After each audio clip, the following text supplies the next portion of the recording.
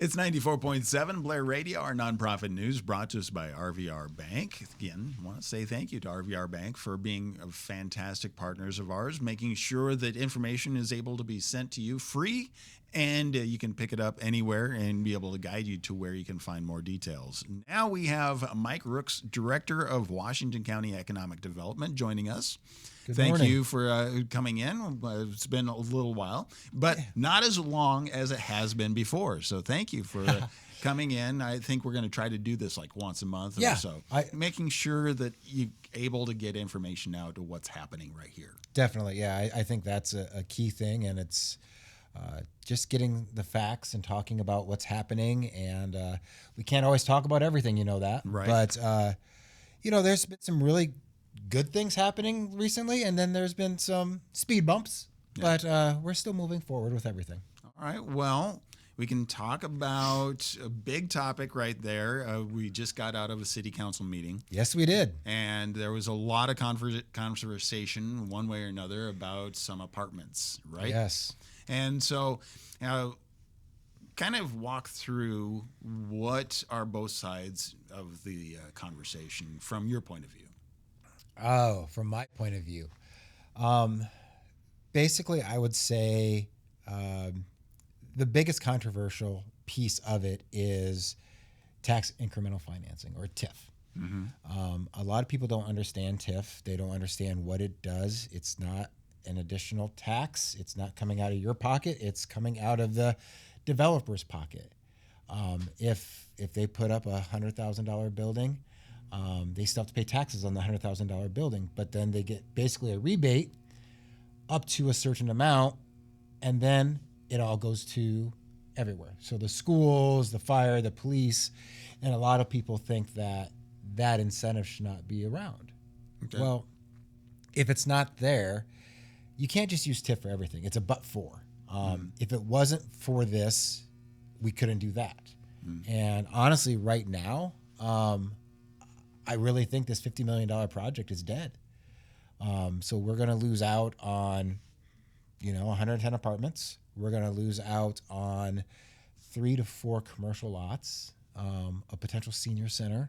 There's a lot of things that go on with this, and people are like, well, you can still build those other things.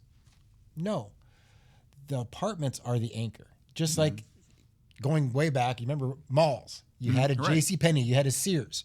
Those are the anchor tenants, and everyone comes because of that.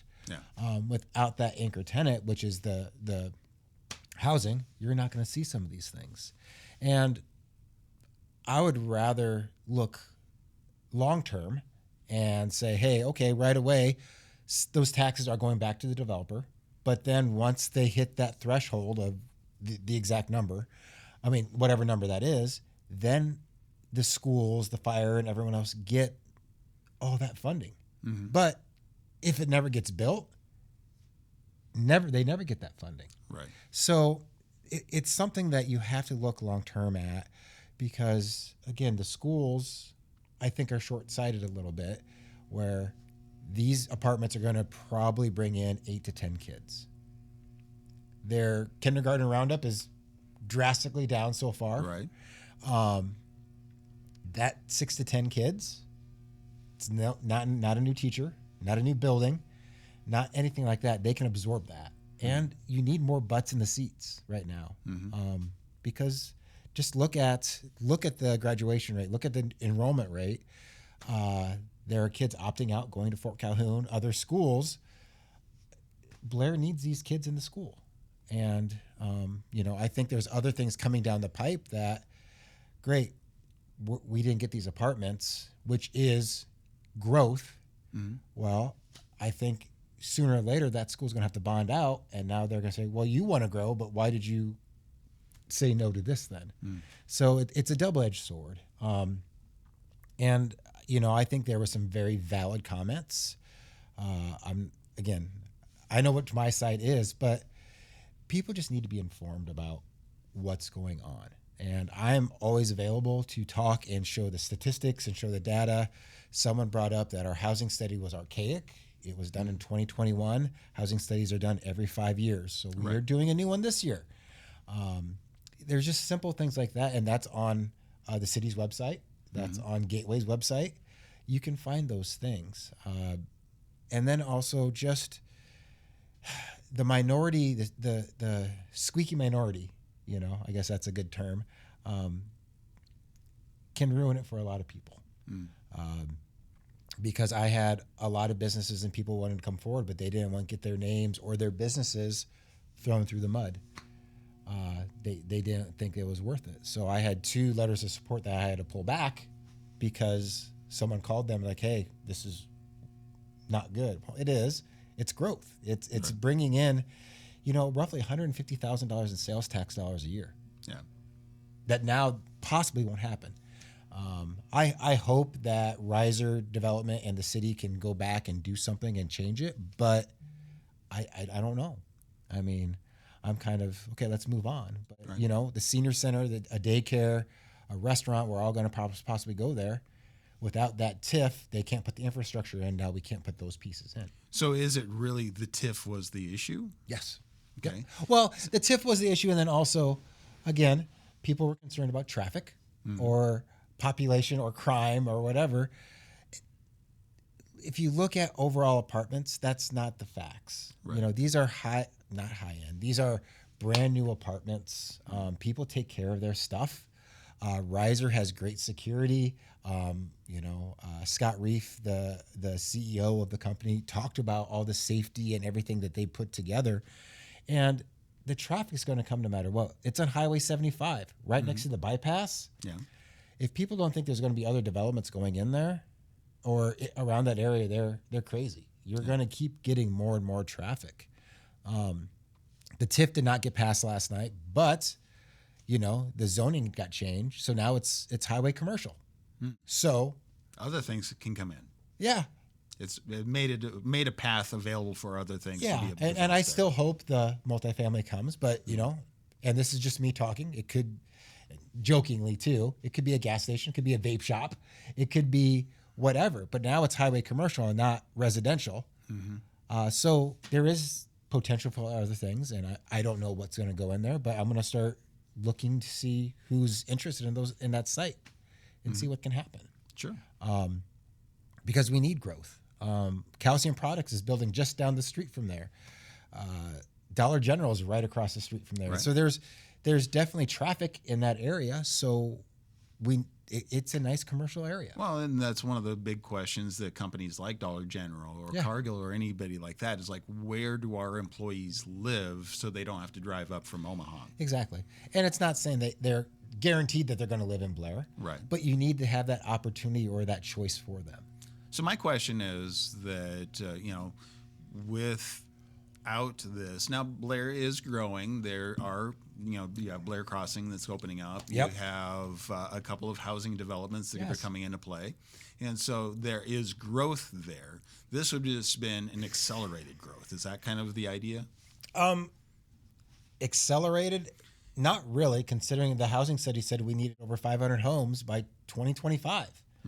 We did about 50 homes in 4 years. So you add Blair Crossing, you add this, and then even you add in 140 new homes up by Walmart and Hayden Place there.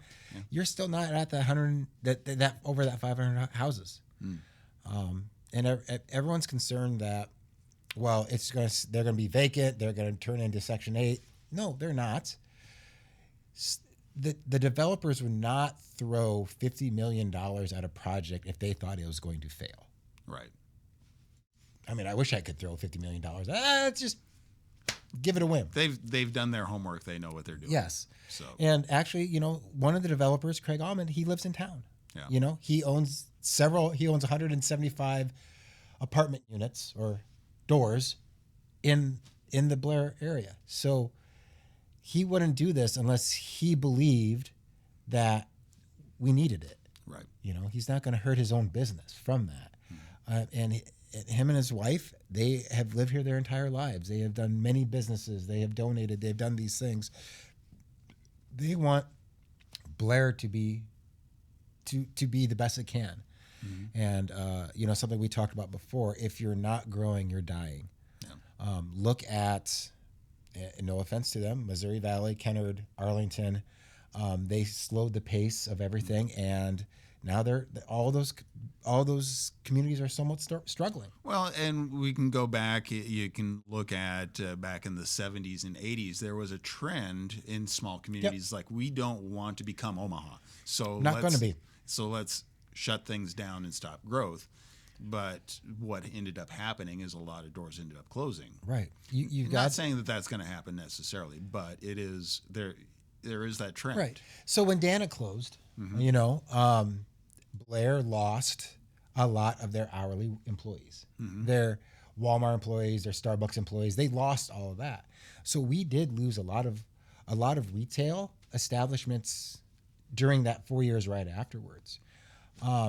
But with these apartments, maybe they're coming up here. Maybe it's a couple coming up here. Someone's working at Cargill, the other one wants a part-time job. They can get into these jobs. That's the key thing. You have to have the rooftops. You have to have the workforce in order to get new restaurants, in order to get new retail, to get those quality of life pieces.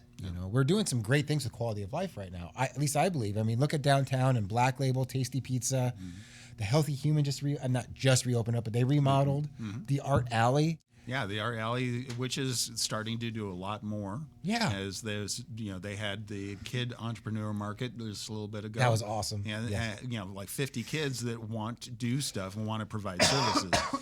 And then you like the chamber, the Washington County Chamber is putting on the Fourth Friday events, and that's coming up this week. So. It is. And even with that, going back to even city council last night, someone said, why can't the city of Blair or someone get grants from the Arts Council to do more things?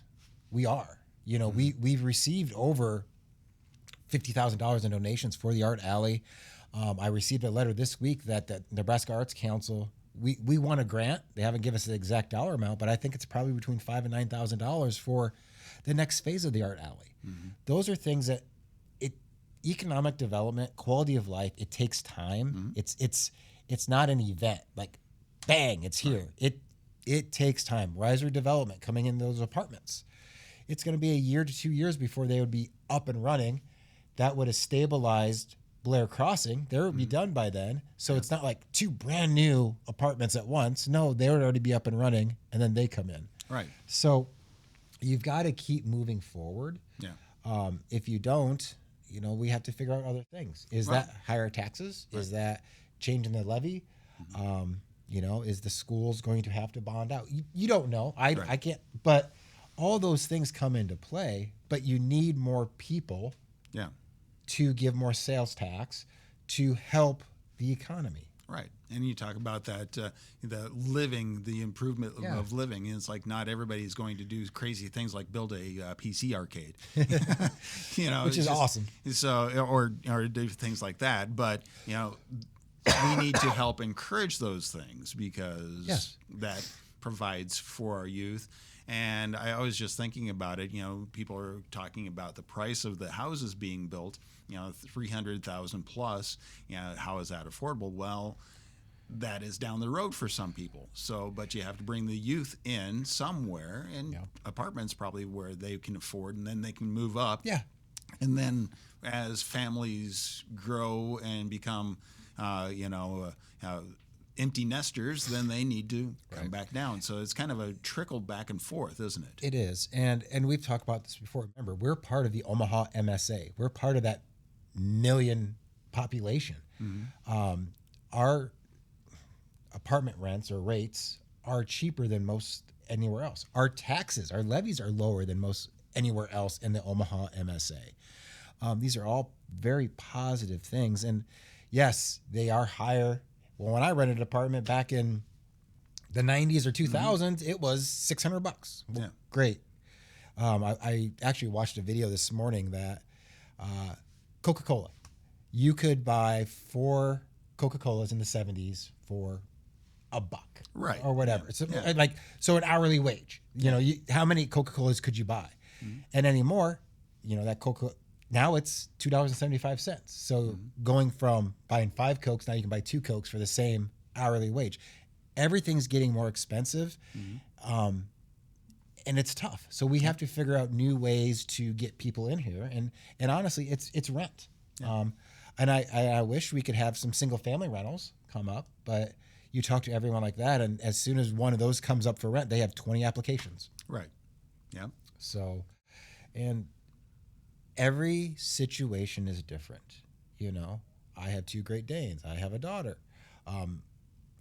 Certain things don't work for me. Whereas, hey, a brand new kid out of college going to work at Avonic, I can live in that apartment. Right. Or, you know, or And then I don't they need a can- fenced-in yard. Right. And then they can find the family of future and be able to move into, because not everybody's can be able to get into, you know, it's like, well, affordable housing is $300,000. Who can afford that? But try to find a house that exists that somebody puts on the market for less. A quality house. A quality house. Or if they are cheaper, yes, you'll still have to throw in Right. $25,000-$50,000 to fix that up.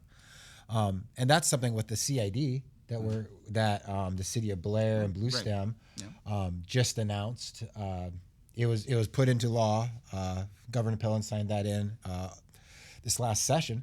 But that's an excellent thing. So if you look at Sarpy County, they do a lot of things in SIDs, so sanitary improvement districts. Right. So they're outside of the city limits, but there's enough retail that Papillion, Gretna, whoever, they don't care. They're still getting that sales tax. Right.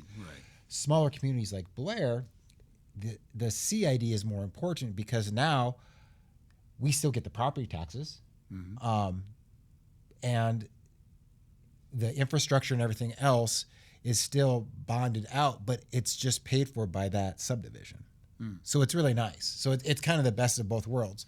And we saw it online, the pictures and stuff. The first one in Nebraska was announced on Monday. Yeah. And that's 140 new homes, give or take. Give or take.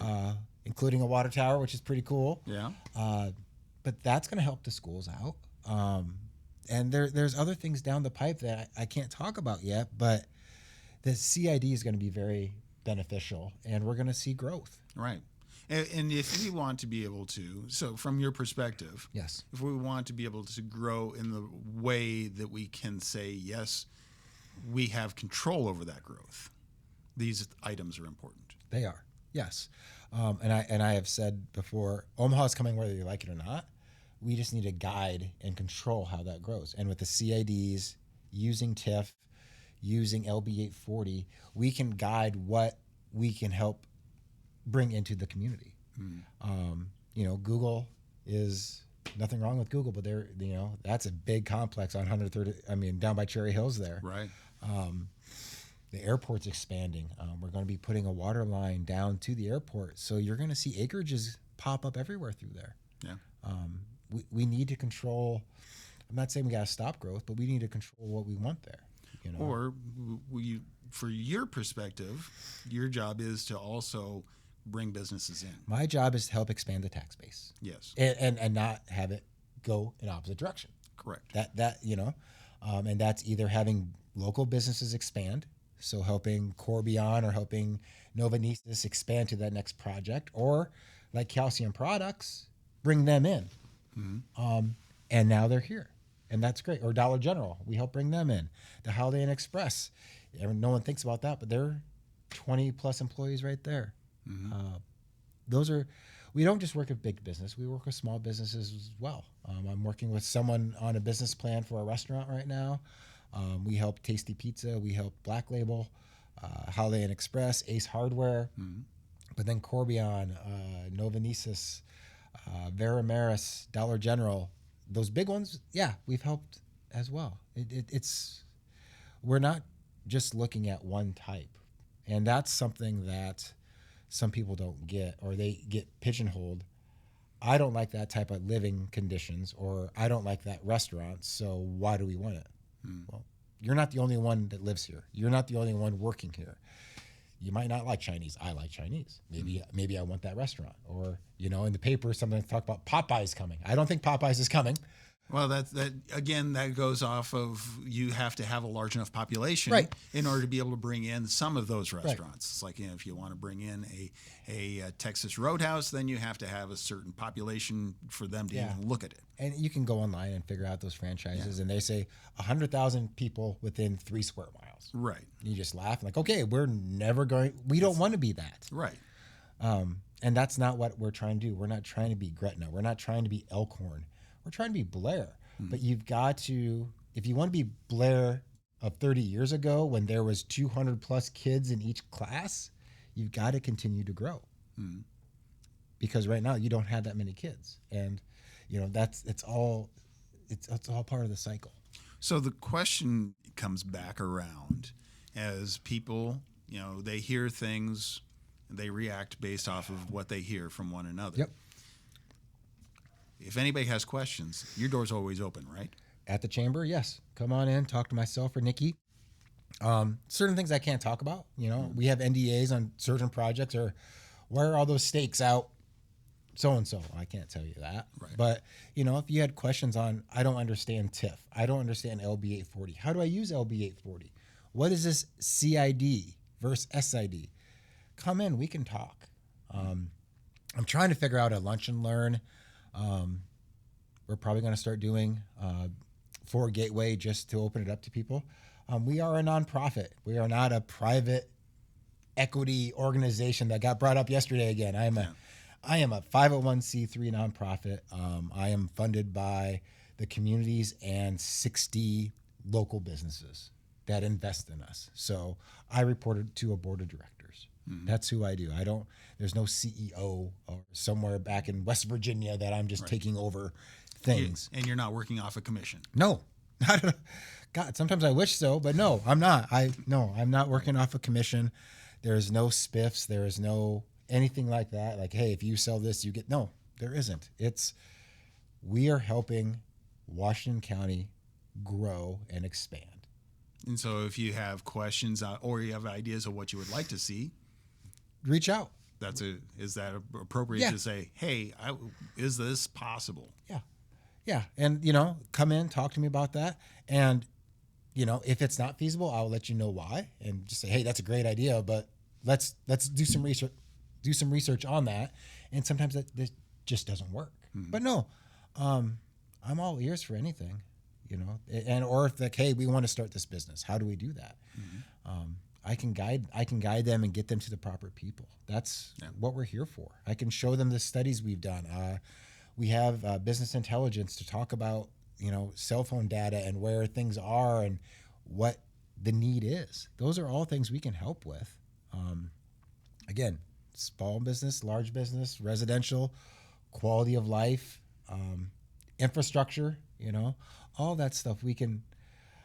I'm not an engineer, I'm not a lawyer, I'm not a doctor, but I can talk a little bit about those things. And if I can't, I know who I can get a hold of to help answer those questions. And then how they all interrelate and interlock together, because one thing falls, then that could impact many other things that people want. Right. Oh, wholeheartedly. I mean, it's a circle. Like I said, economic development is a process. It's not an event. We got to a point where we were bringing in so many businesses that the new businesses saying, where's my staff going to live? Yeah. And when you're going to be bringing in 600 new employees, that's a tough sell. Right. So we lost those. We had the best site, we had the best infrastructure, we had the best power, water, everything for that facility, but we could not find we couldn't build enough houses that quickly. Yeah. So we lost that one. So we changed gears. The city, Fort Calhoun's done the same thing. They've done housing advisory committees, and based off of citizens' input, they say the following items. That's what we help go after then. Okay. It's not, Mike thinks we should do this, so we need to go after that. Oh, no. Based on the advisory committee put together by the mayor, it says we need multifamily housing. And it says these 5 areas throughout the community or throughout the county is where we should be looking at those. Mm-hmm. So that's where we guide people. And if it sticks, then we keep going with that. Right. So that was what was kind of frustrating with last night. It was, hey, comp plan, advisory committee, all those things. We're doing what these have all said we needed to do, and then it didn't pass. Yeah. So, but yeah. So then you just move on to the next thing. That's it. Yeah. So, and I don't know what that is. It could be anything there. I mean, now it's zone commercial. Mm-hmm. We could look at different things, or maybe the developer wants to take a cool down period and a break, and then come back to the city and see if there's something else they could do. I don't know what's going to happen there. Mm-hmm. And one of the things, TIF, if it's not available here, it's available other places. It's everywhere. So it's not like it's basically leveling the playing field for everybody. There is barely any, if any, multifamily housing units going in that do not get TIF. In the Omaha markets, in the Lincoln market, Grand Island. I mean, that's all part of it, part of the capital stack. I mean, they're still paying the taxes. The taxes are still coming in. They just get some of that back for the first so many years, and then it goes back out once the certain level hits. But no, we do not have very many economic development tools in Nebraska. TIF is one of those that we have. So, I mean, if we don't want to use it, so be it. But that will then handcuff us on what kind of growth we have. Because they'll look to go somewhere that will let them use it. Yeah, exactly. Okay. So. All right. Well, that's good to know. It's not like we can do a magic eraser and just delete it off the list. No. It's any community the size of Blair, or even Fort Calhoun I believe has done TIF before. Don't quote me on that, but I think they have. It's a tool in the toolbox, and it works for certain things. It works and doesn't work for other things. But it's up to the citizens to decide that. Last night, unfortunately, the citizens decided against it. I am disappointed in that. But again, on to the next one. Let's see what else we can do. See if we can get some other multifamily, or see if we can get something else. But the main thing is grow at a steady pace, keep the quality of life high, and try to make as many people happy as we can. All right. Well, Mike Rooks right there. If you have any questions, you can certainly stop by Gateway Development Corporation, also at the Washington County Chamber office, either he or Nikki, and that's 1646 Washington Street. So the big black awning, step in there and say hi.